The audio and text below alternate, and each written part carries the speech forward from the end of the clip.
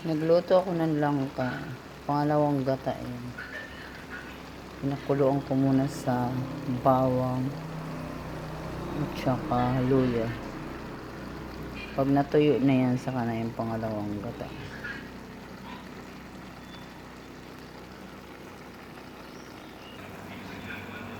Dahil wala nang tubig, pwede nang ilagay yung pangalawang gata.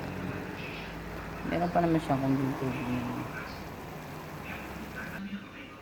Ito yung tinunaw kong pork cubes. Tapos ito naman yung dalawang Youngstown kong sardinas na ilalagay sa langka. Ilalagay ko na yung pangalawang gata. Tapos nakalagay na rin yung sibuyas ko dyan sa pangalawang gata niya.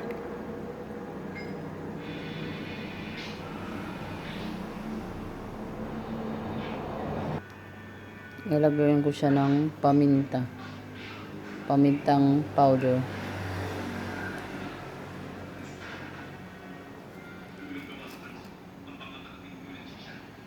Ilalagay na natin yung pork cubes na tinunaw ko para malasa yung langka.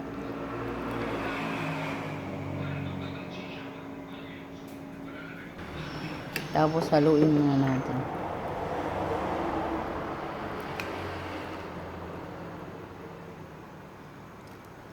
Antayin natin kumulo yan.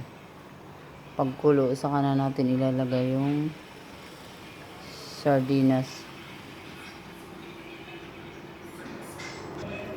Lalagyan pa natin siya ng ginisa mix para mas masarap.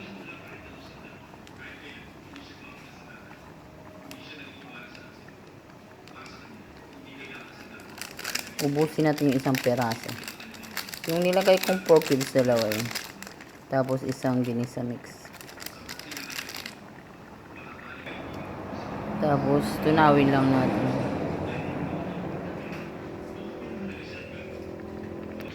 Dahil sa kumulo na siya, ilagay na natin yung Youngstown na sardinas.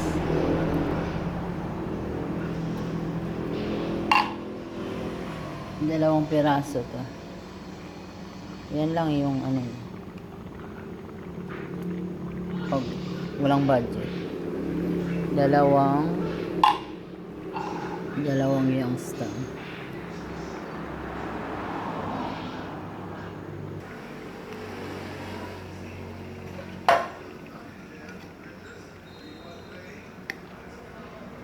Luto na yung langka natin. Pwede na nating patayin to.